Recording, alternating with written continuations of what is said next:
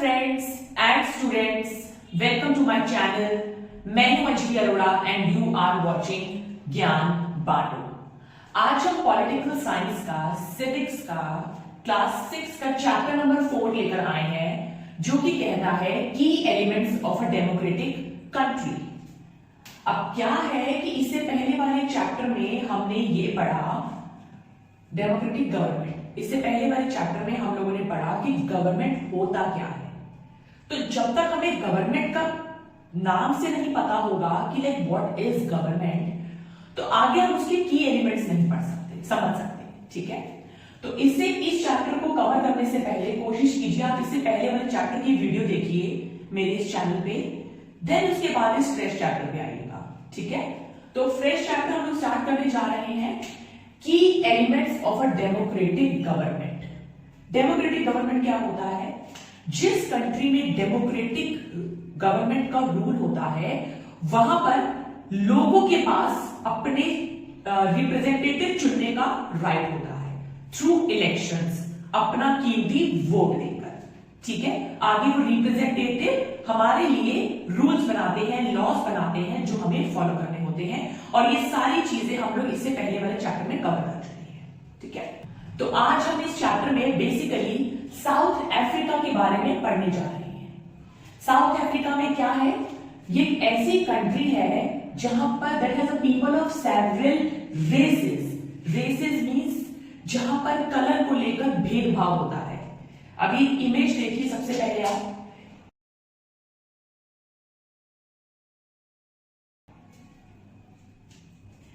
इस इमेज में आपने कुछ ब्लैक्स देखे होंगे, कुछ व्हाइट्स देखे होंगे और कुछ इंडियंस देखे होंगे। ये तो व्हाइट्स हुए और बाकी के हो गए नॉन व्हाइट्स।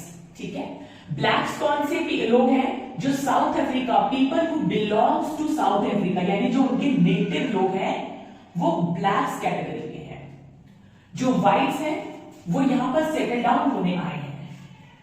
जो इंडियंस हैं who came as a labourer और एज अ ट्रेडर्स। ठीक है, अब क्या है बेसिकली, थोड़ा सा मैं बैकग्राउंड आपको दे देती हूं।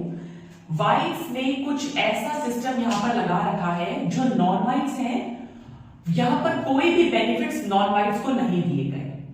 व्हाइट्स के पास ही सारे राइट्स हैं, सारे फ्रीडम एंजॉय करने का राइट है।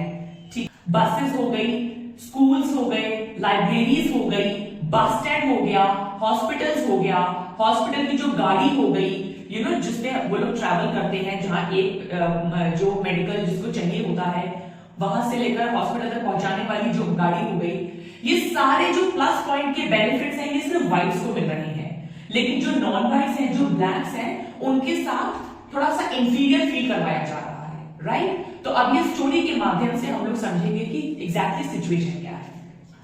अब व्हाइट्स जो है उनकी जो लैंग्वेज है वो है अफ्रीकांस, और ब्लैक की जो लैंग्वेज है वो है ज़ुलू। ठीक है, अभी एक माया नायडू करके कैरेक्टर है। माया नायडू कौन है? जो एक 11 ईयर ओल्ड गर्ल है जो साउथ अफ्रीका में रहती है और जोहान्सबर्ग में, एग्जैक्टली लोकेशन मेंशन है। ठीक है, अब माया नायडू और एक स्टोरी मैं आपको बताने जा रही हूं, लेकिन मेक श्योर कि आप अपनी एनसीईआरटी की बुक में ये स्टोरी खुद से भी रीड करेंगे। मैंने आपको स्टोरी का ब्रीफिंग देना है, लेकिन एक एक कैरेक्टर आपको खुद से फील करना बहुत जरूरी है। ठीक है, अब क्या होता है, माया नायडू एक दिन अपनी मम्मा के साथ बैठकर अपने फ्री टाइम में कुछ ऐसे स्टफ को ठीक कर रही होती है। समझ लो, थोड़ा सा कचरा वचरा होता है तो उसको साफ कर रही होती है। तो उसको एक पुराने बॉक्स के अंदर एक फोटोज मिलती है, फोटोज और एल्बम होती है। तो वो फोटो में एक कैरेक्टर निकल कर आता है जो कि है हेक्टर। ठीक है, हेक्टर जो है वो हेक्टर पीटरसन बेसिकली उसका पूरा नाम है। तो इसकी मम्मी बोलती है कि, अब माया ने भी पूछा कि मम्मा ये कौन है? तो उसने बोला कि मम्मा ने बोला ये है हेक्टर पीटरसन जिसको गोली मार दी गई थी। अब अचानक से क्या हुआ कि माया जो है अपना इंटरेस्ट लेवल शो कर ही रही होती है कि इतने में एक सस्पेंस क्रिएट हो जाता है कि जी हेक्टर पीटरसन को गोली मार दी गई। अब गोली क्यों मारी गई ये अपने आप में एक स्टोरी है। गोली इसलिए मारी गई, क्या होता है कि ये जो ब्लैक है, अफ्रीका व्हाइट वाले अफ्रीकान्स जो है अपने सारे के सारे बेनिफिट्स को एंजॉय कर रहे होते हैं, तक पहुंच जाता है। स्कूल तक कैसे पहुंचता है? ये जो अफ्रीकान लैंग्वेज है ये ब्लैक वालों पे थोपी जा रही थी कि जुलू को छोड़कर आप अफ्रीकान लैंग्वेज पे फोकस करवाएं। तो वहां पर क्या हुआ कि हेक्टर पीटरसन और बाकी के जो स्टूडेंट्स हैं उन्होंने विरोध करना चालू कर दिया, ठीक है, कि नहीं हम लोग इस लैंग्वेज को अडैप्ट नहीं करेंगे। तो इतने में क्या हुआ कि वहां पर ना थोड़ा सा प्रॉब्लम क्रिएट हो गया, दंगे हो गए। तो पुलिस वालों ने हेक्टर पीटरसन को गोली मार दी। गोली मारी, ये कब किस दिन हुआ था? इस डेट पे हुआ था। मेक श्योर डेट थोड़ा सा ध्यान से फोकस करके चले, ठीक है। अभी गोली मार दी, तो गोली मारने के बाद क्या हुआ कि अपार्थाइड सिस्टम है बेसिकली साउथ अफ्रीका में। Now what is apartheid system? जहां पर सेपरेट किया जाता है, अलग अलग भेदभाव के सिस्टम चालू हो जाते हैं on the basis of races. काला हो गया, गोरा हो गया, मिक्स्ड कैटेगरी हो गया, इंडियंस वाले कैटेगरी अलग से हो गए, ठीक है। तो इस वाले सिचुएशन की जो गोली मार दी गई थी उसके बाद क्या हुआ कि एक अफ्रीकन नेशनल कांग्रेस बनाई गई। अब ये क्यों बनाई गई? Group of people who led the struggle against apartheid। इसमें क्या हुआ कि जो लोग इकट्ठे हो गए अपार्थाइड सिस्टम के अगेंस्ट, ठीक है ना। और इसमें नेल्सन मंडेला का एक सबसे इंपॉर्टेंट रोल है। वो क्या है वो थोड़ा सा आगे आने वाले हम चैप्टर की ओर बढ़ेंगे तब समझेंगे कि नेल्सन मंडेला का बेसिकली अपार्थाइड के लिए, अपार्थाइड के अगेंस्ट क्या रोल रहा, कैसे इन्होंने इस अपार्थाइड सिस्टम को हटाया और अपने इस साउथ अफ्रीका को एक डेमोक्रेटिक कंट्री में कन्वर्ट करवाया। तो फाइनली इन 1994 में साउथ अफ्रीका जो है वो डेमोक्रेटिक कंट्री बन गई, जिसमें people of all races were considered as equal. क्या हुआ कि ये जो हेक्टर पीटरसन को गोली मारी गई थी इस डेट पे, उसके बाद एक अफ्रीकन नेशनल कांग्रेस बनाई गई जिसमें अपार्थाइड सिस्टम के अगेंस्ट सारे काम हुए। और इस पर्टिकुलर एक बॉडी के अगेंस्ट नेल्सन मंडेला का इंपॉर्टेंट रोल है। कैसे? वो हम आगे आने वाले चैप्टर के थ्रू पढ़ेंगे कि किस तरीके से नेल्सन मंडेला अपार्थाइड के अगेंस्ट थे, उन्होंने कितना प्रॉब्लम फेस किया और फाइनली अपने साउथ अफ्रीका को एक डेमोक्रेटिक कंट्री में बनाकर कन्वर्ट कर दिया। अब अगर साउथ अफ्रीका, एक बार सोच के देखिए, अब अगर साउथ अफ्रीका पहले ही डेमोक्रेटिक कंट्री होती, हाँ मैं डेमोक्रेटिक कंट्री में रहती, अगर मुझे कोई चीज नहीं समझ आ रही, नहीं पसंद आ रही, तो मुझे अपनी वॉइस रेज करने का पूरा राइट है, ठीक है। लेकिन अगर south Africa already democratic country होती तो क्या पीटरसन के साथ ऐसा होता? नहीं। अब लेकिन अब ये साउथ अफ्रीका जो है वो डेमोक्रेटिक कंट्री बन चुकी है, तो हर बंदे के पास अपना राइट है अपने रिप्रेजेंटेटिव को चुनने का, अपना वॉइस रेज करने का, ठीक है।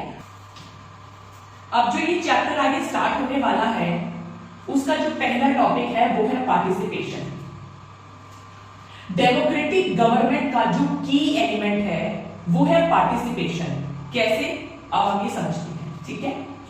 पार्टिसिपेशन में क्या होता है कि हम लोगों का पार्टिसिपेशन अपने रिप्रेजेंटेटिव को चुनने के लिए थ्रू इलेक्शंस।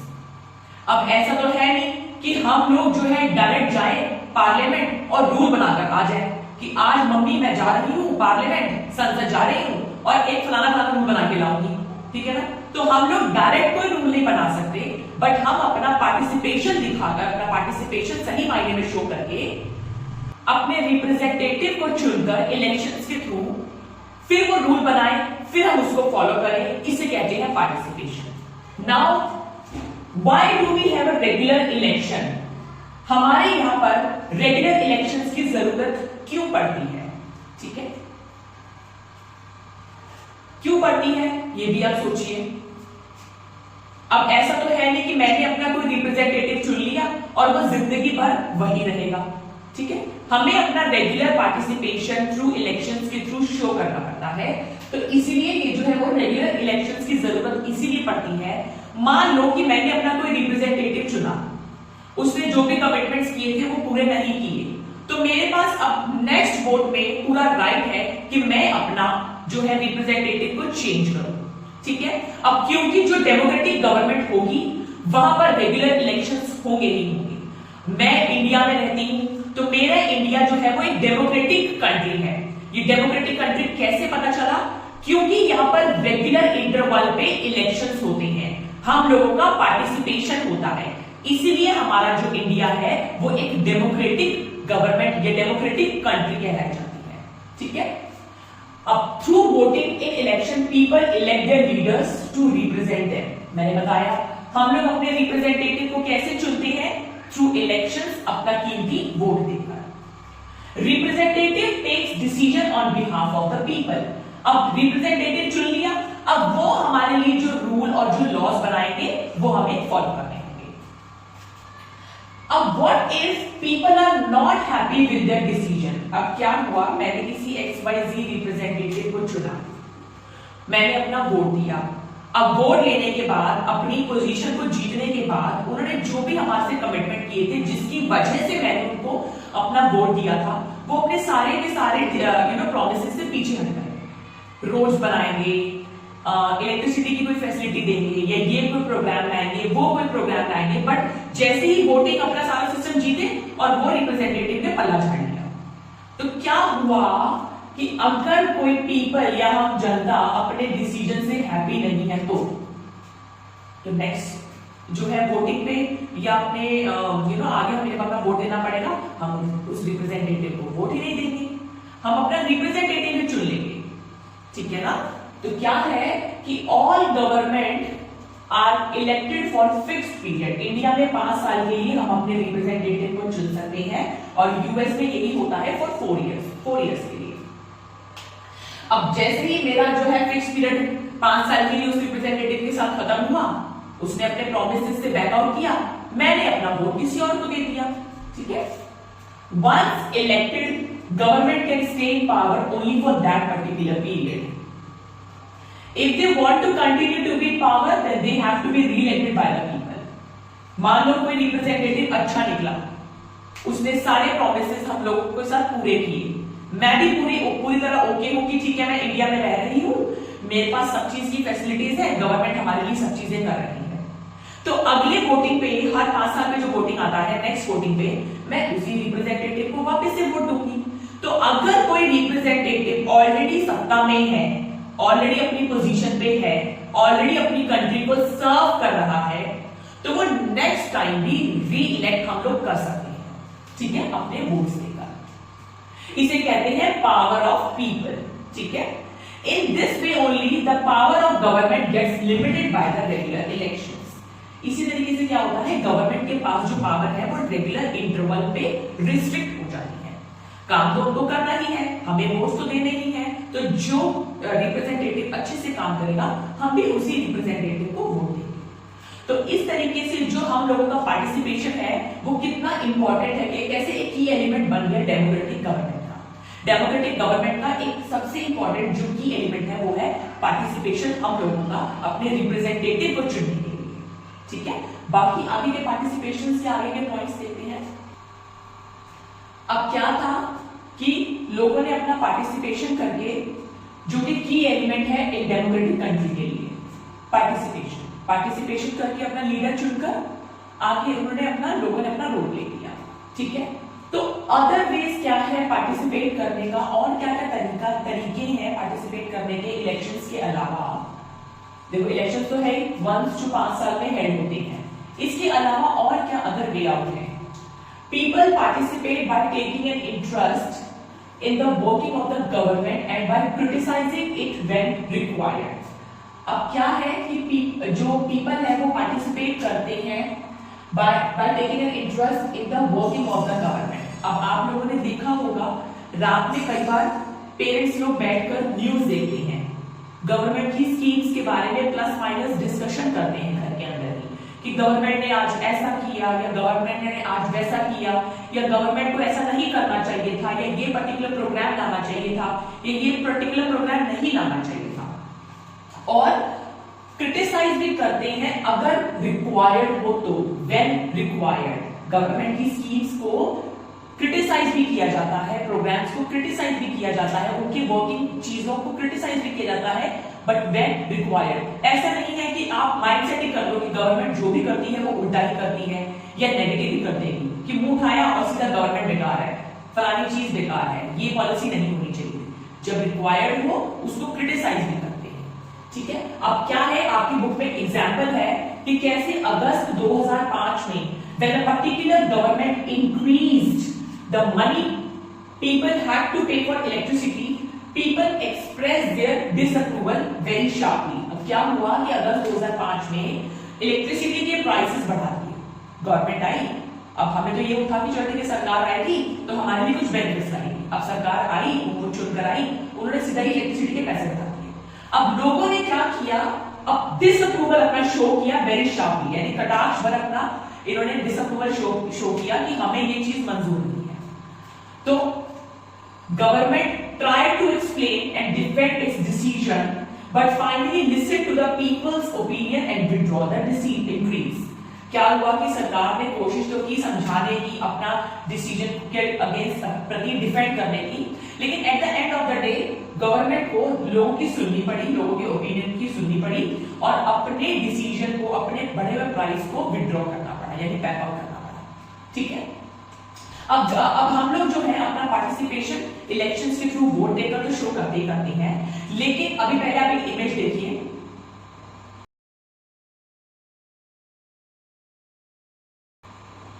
हम लोग क्या करते हैं रैलीज के थ्रू भी अपना प्लस और माइनस ये जो चीजें शो करते हैं।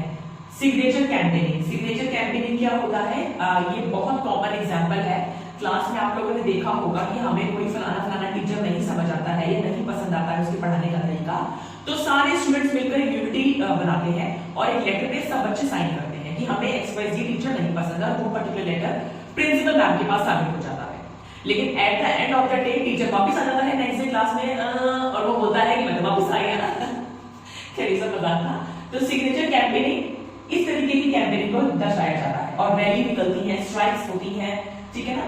तो similarly there are many ways in which people express their views. सिर्फ वोट देकर अपना पार्टिसिपेशन उसी तरीके से नहीं होता है, हमें कोई चीजें नहीं समझ आ रही है, नहीं पसंद आ रही है, तो हम अपना पार्टिसिपेशन अलग अलग तरीकों से भी अपने व्यूज को शो कर सकते हैं, जैसे कि धरने पर बैठ जाना, रैलीज निकाल लेना, स्ट्राइक्स करना या फिर सिग्नेचर कैंपेनिंग। ठीक है, अब क्या है कि पार्टिसिपेशन तो हम लोगों ने देखा कि इलेक्शंस के थ्रू कैसे हम लोग पार्टिसिपेट करते हैं, और अदर वे आउट भी होते हैं पार्टिसिपेट करने के लिए।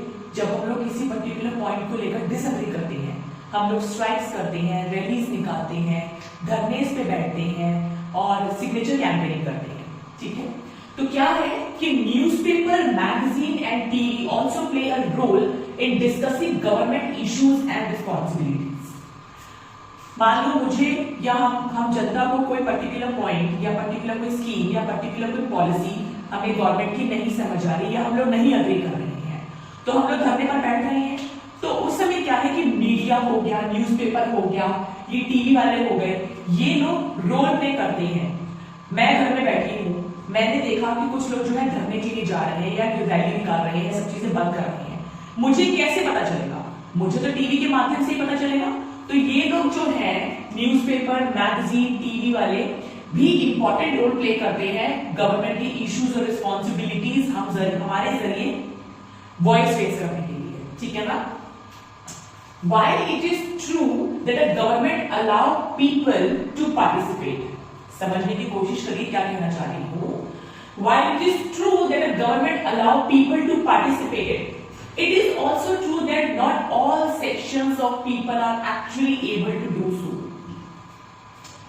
गवर्नमेंट अलाउ करती है हम लोगों को पार्टिसिपेट करने के लिए अपने रिप्रेजेंटेटिव को चुनकर इलेक्शंस के थ्रू, बट हमारा पार्टिसिपेशन बेसिकली नहीं हो पाता है हर सेक्शंस का। इसमें कुछ ऐसे सेक्शंस हैं जो एक्चुअली में बीच में उतरकर नहीं आ पाते हैं। तो वो कौन से सेक्शंस हैं?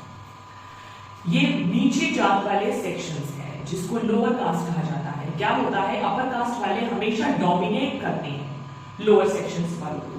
तो सभी जो है, it is also true that not all the sections of people are actually able to do so. ठीक है, आदिवासी हो गए, दलित वर्ग के लोग हो गए, आदिवासी हो गए, वुमेन्स हो गए। तो organising the left out section into social movement is a good option to empower the member of the minority community.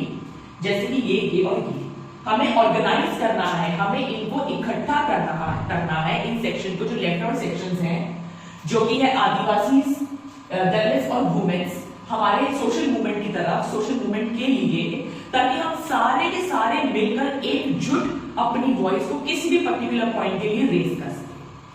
क्या होता है, औरतों को कितनी जगह पर वैल्यू नहीं दी जाती, ठीक है, पढ़ने की जरूरत नहीं है, ठीक है, अपनी वॉइस रेज करने की जरूरत नहीं है, डोमेस्टिक वायलेंस हो रहा है, कोई बात नहीं, चुप चुप रहो, सहो चुपचाप। तो ये सब चीजें जो है इस कैटेगरी वाले लोग जो है वो चुप रहते हैं, कॉम्प्रोमाइज करते हैं, और अपर सेक्शन वाले हमेशा डोमिनेट करते हैं।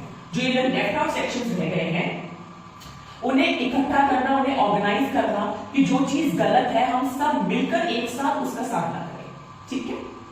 अभी alertness and the interest of citizen also matters a lot. अब ये लाइन क्या कहना चाहती है, लेट्स से गवर्नमेंट ने कोई स्कीम बनाई, लेट्स से हम लोगों को कोई स्कीम के बारे में पता ही नहीं है, हम लोग न्यूज़पेपर के थ्रू या टीवी के थ्रू समझ रहे हैं, तो हम आम जनता की भी अलर्टनेस या एक्टिवनेस बहुत मैटर करती है। जब तक हम अलर्ट ही नहीं होंगे कि गवर्नमेंट क्या स्कीम बना रही है, क्या पॉलिसीज बना रही है, हमारे लिए क्या सही है, हमारे लिए क्या गलत है, तो हम अपना पार्टिसिपेशन कैसे दिखा पाएंगे कि what is right what is wrong, ठीक है ना। तो हमारा वॉइस रेज करने से पहले हमारा इंटरेस्ट और हमारी अलर्टनेस भी मैटर करती है। हम इंटरेस्ट ही ना दिखाएं, ठीक है जो चल रहा है चलते रहने दो, क्या फर्क पड़ता है, कौन ही बोलता है, हमारी सुनेगा ही कौन। हमारा वॉइस रेज करना किसी भी नेगेटिव और रॉन्ग चीज के लिए बहुत इंपॉर्टेंट है। जब तक हम अपना वॉइस किसी भी मुद्दे को लेकर नहीं रेज करेंगे, सामने वाला बंदा या पर्टिकुलर बॉडी या गवर्नमेंट हमें सीरियसली कभी नहीं लेगी। तो सबसे पहले हमें अपने लिए ही अलर्टनेस, हमें हमारे आसपास क्या गलत हो रहा है या मेरे साथ खुद के साथ ही क्या गलत हो रहा है, ये सब चीजें बहुत मैटर करती हैं। अभी नीड टू, नेक्स्ट टॉपिक है वो है need to resolve the conflicts. Conflicts क्या होता है, प्रॉब्लम क्रिएट होना बेसिकली, ठीक है ना। कॉन्फ्लिक्ट्स कई बार क्या होता है, वायलेंस का रूप ले लेता है और ये प्रॉब्लम आगे जाकर क्रिएट करता है। इसको हम कनेक्ट करते हैं माया की स्टोरी। कैसे, जो हेक्टर था उसको सीधा गोली मार दी गई, क्यों, क्योंकि अफ्रीका में जो लैंग्वेज है वो उनमें थोपी जा रही थी। सरकार ने बोला था कि जुलू लैंग्वेज को अवॉइड करें और अफ्रीकांस लैंग्वेज पे फोकस करें।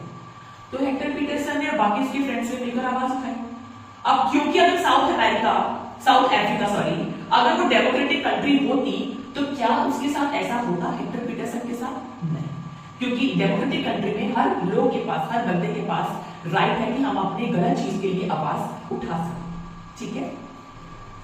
तो उसके हेक्टर पीटरसन के साथ ऐसा हुआ कि उसको गोली मार दी गई, ठीक है। अब क्या होता है कि जहां पर भी कॉन्फ्लिक्ट्स होते हैं वहां पर वो वायलेंस का रूप लेता है और वो वायलेंस कई बार बहुत बड़ा प्रॉब्लम क्रिएट कर देता है।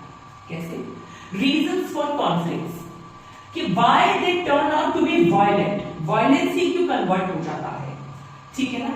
अब छोटा सा एग्जांपल लेते हैं हम अपनी सोसाइटी के लिए। हम सोसाइटी में रहते हैं, हम अपार्टमेंट्स में रहते हैं या हम किसी भी लोकल लोकेलिटी में रहते हैं, पार्किंग का इशू रहता है। अब दो लोग आपस में लड़ रहे होते हैं, भिड़ रहे होते हैं कि ये जगह मेरी है, यहाँ पे पार्किंग की मेरा राइट है, वो कहता है ये जगह मेरी है, यहाँ पर पार्किंग का मेरा राइट है। तो क्या होता है, मान लो एक सोसाइटी है, आपस में दो लोग लड़ पड़े और इन दोनों की लड़ाई की वजह से पूरी की पूरी सोसाइटी में टेंशन और फियर क्रिएट हो गया बाकी लोगों में।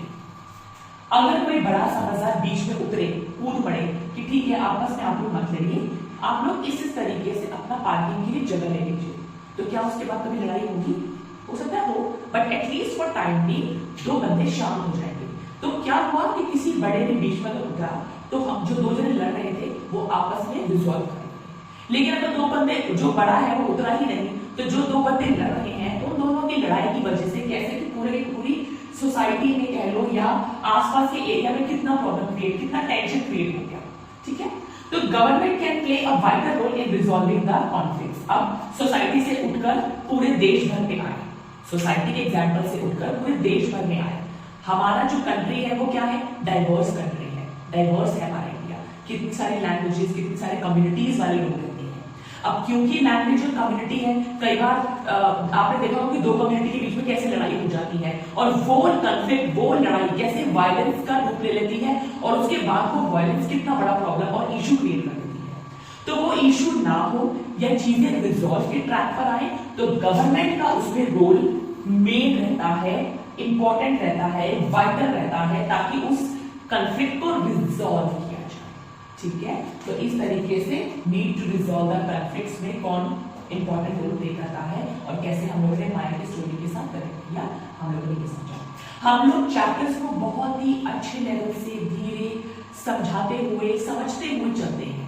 चैप्टर से रिलेटेड कोई भी इशू हो, दिक्कत हो, परेशानी हो, क्वेश्चन रेज करना हो, अपना कमेंट सेक्शन में feel free to ask anything any time, right. जो भी मैं पढ़ा रही हूँ अपने इस चैनल के माध्यम से आप अपने सीनियर्स और जूनियर्स के साथ शेयर करें, ताकि हमें मोटिवेशन मिल पाए और हम आपके लिए और भी बाकी के जितना भी सिलेबस है वो एक एक करके आपके साथ शेयर कर पाए। ठीक है, नेक्स्ट आगे की तरफ बढ़ते हैं। नेक्स्ट जो हमारा की एलिमेंट है वो है need to resolve the conflicts. हम लोगों ने डेमोक्रेटिक गवर्नमेंट के जो की एलिमेंट्स देखे, एक था पार्टिसिपेशन, एक था other way of participation. Participation elections के थ्रू के अलावा किस तरीके से हम आम जनता का जो है अलग तरीके का पार्टिसिपेशन रहता है, हम लोगों ने वो देखा। अब जिस भी देश में, जिस भी कंट्री में डेमोक्रेटिक, अगर वो कंट्री डेमोक्रेटिक कंट्री है तो वहां पर कुछ ना कुछ ऐसा मैकेनिज्म होगा जहां पे अगर मान लो कि कुछ कॉन्फ्लिक्ट्स हो जाते हैं तो वो रिजॉल्व हो पाए। तो need to resolve the conflicts. अब उसमें क्या है, रोल ऑफ गवर्नमेंट। ठीक है, अब क्या होता है, religious procession and celebration can sometimes lead to conflicts. सबसे पहले एक इमेज देखिए आप,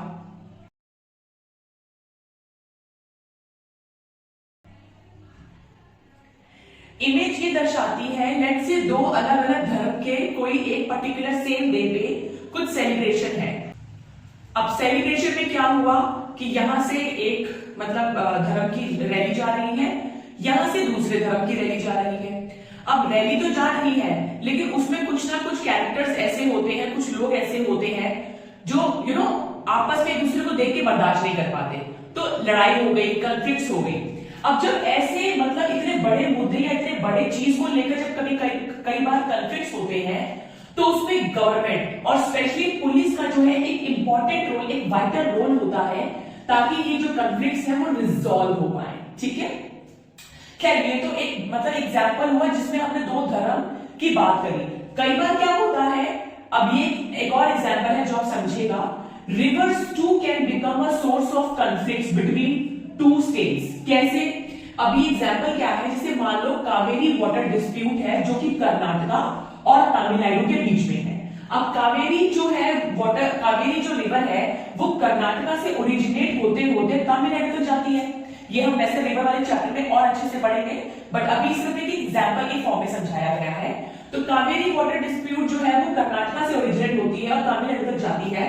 अब कर्नाटका में जो है कृष्णा सागर डैम है और तमिलनाडु में जो है वो मेट्रो डैम है।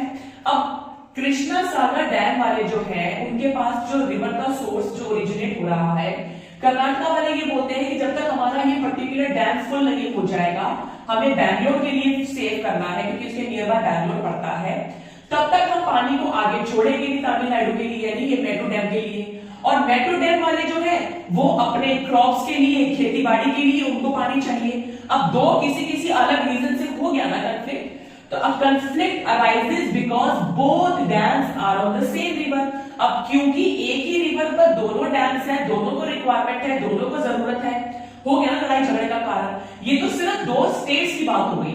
अब एग्जांपल दो कि कोई रिवर तो ऐसी भी होती है जो इंडिया से ओरिजिनेट होते होते पाकिस्तान पे चली जाती है, समझे।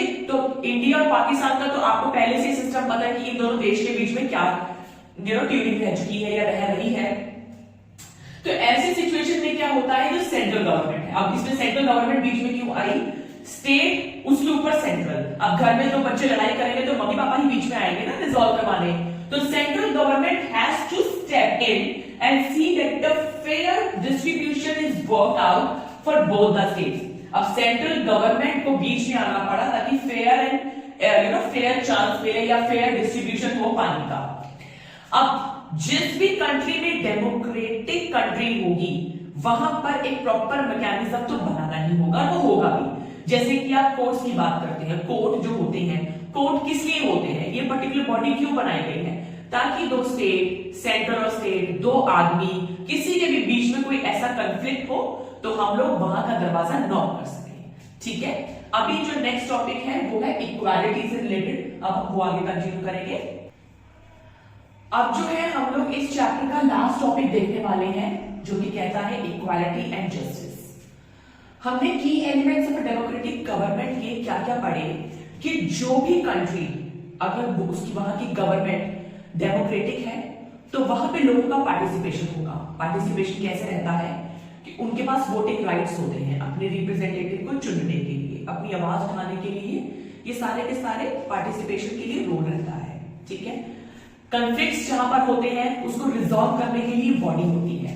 बॉडी जैसे कि कोर्ट्स हो गया, रिजॉल्व करने के लिए कॉन्फ्लिक्ट्स जो भी है वहां पे बॉडी रहती है।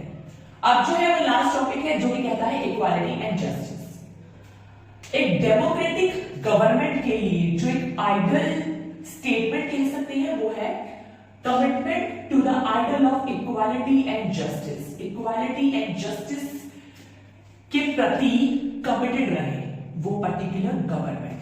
ठीक है, equality and justice are inseparable. कैसे कैसे equality and justice are inseparable है, कैसे ये जुड़े हुए हैं आपस में। जहां पर इक्वालिटी होगी जस्टिस अपने आप मिल जाएगा, और जस्टिस मिल गया तो यानी समानता अपने आप आ गई। तो जहां इक्वालिटी होगी जस्टिस हम अपने आप वो चीज आ जाएगी, और जब हमने जस्टिस दे दिया तो यानी हम सबको इक्वली ट्रीट कर रहे हैं। ठीक है, कैसे? एग्जाम्पल पहला कहता है बैनिंग ऑफ अनटचेबिलिटी। पहले क्या होता था कि जो छुआछूत वाला जो सिचुएशन है वो बहुत ज्यादा प्रॉब्लमैटिक सिचुएशन थी हमारी सोसाइटी के लिए, बट अभी फिलहाल ऐसा नहीं है।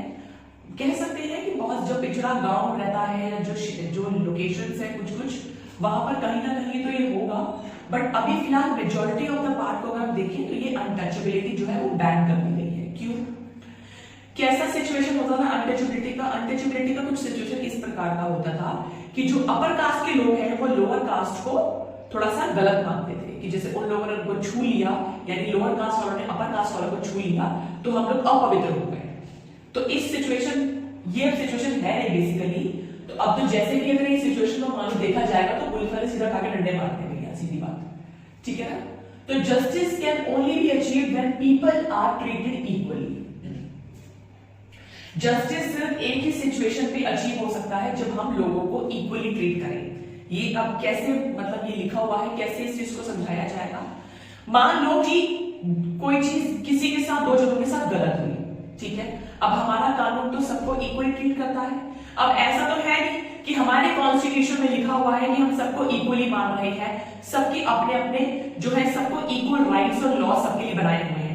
तो फिर क्यों अपर कास्ट वाले, यानी जिनके पास बहुत मोटा पैसा है और जो एक गरीब है, जो पुअर है, उसको अगर वो चीज इक्वली ना ट्रीट हो, इक्वली जस्टिस ना मिले, तो क्या फायदा फिर ऐसे हमारे कॉन्स्टिट्यूशन का, हमारे रूल्स का, हमारे लॉज का?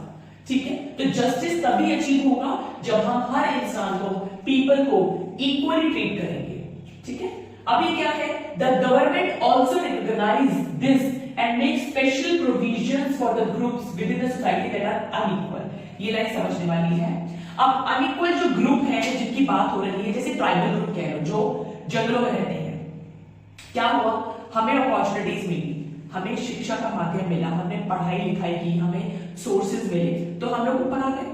लेकिन ये जो ट्राइबल ग्रुप वाले हैं उनको वो सब कुछ सोर्सेज नहीं मिल पाए, तो वो अभी तक वहीं के वहीं पिछड़ा वर्ग ही माना गया है। तो इन लोगों को यहां तक आने के लिए कुछ स्पेशल प्रोविजंस, कुछ प्रोग्राम्स, कुछ पॉलिसीज गवर्नमेंट लाती है ताकि ये लोग यहां से यहां उठ पाए। अब ऐसा तो है नहीं कि सिर्फ वर्बली बोला जाएगा कि ठीक है हम सब इक्वल है। अरे बाबा, इक्वल बोलना इज डिफरेंट, बट उनको वो चीज तो सुविधाएं, प्रोविजंस देना इज डिफरेंट। तो गवर्नमेंट क्या करती है कि कुछ स्पेशल प्रोविजंस, पॉलिसीज और प्रोग्राम्स लाती है ताकि जो पिछड़ा वर्ग है हमारी सोसाइटी का, ये ऊपर आ पाए, इनका अपलिफ्टमेंट हो पाए।